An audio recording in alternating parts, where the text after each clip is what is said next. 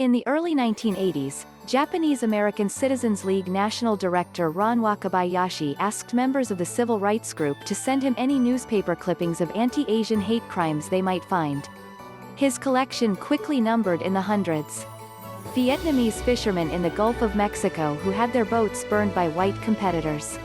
College students beaten. Immigrants murdered. Cross burnings. Slashed tires.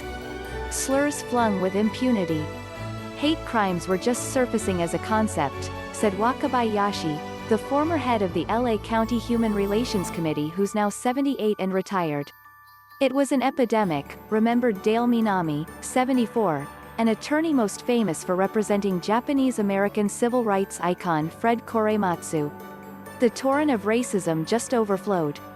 Wakabayashi, Minami, and others decided to publicize the problem. Congressman Norman Mineta, D. San Jose, distributed copies of the hate clippings across Capitol Hill. Coalitions formed to demonstrate and plead with law enforcement and elected officials to believe that anti-Asian crimes were on the rise and to do something about it. When nothing happened, the activists then went to California Attorney General John Van de Kamp.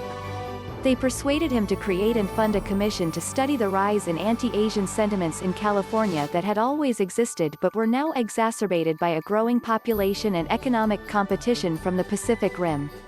With Minami as chair, Wakabayashi used his deep Rolodex to build the Asian and Pacific Islanders Advisory Commission in 1988 with voices across ethnic, occupational, and generational lines.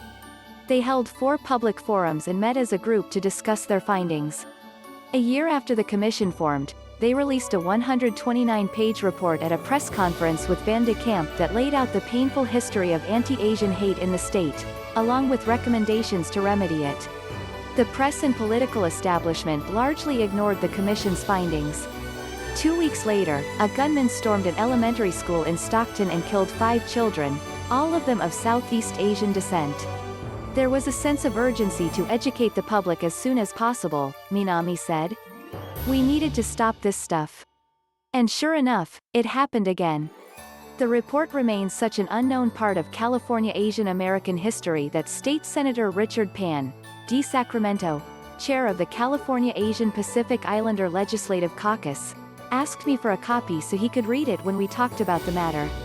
When I explained its contents, I heard the weariness in his voice. Clearly, that document is another piece of evidence that the problems that we're dealing with now is certainly nothing new, Pan said. The fact that there's so many things in this document that we're looking at now, that says, geez, that sounds very familiar, not because of what happened in the 80s but because what's happening now. We can't forget again.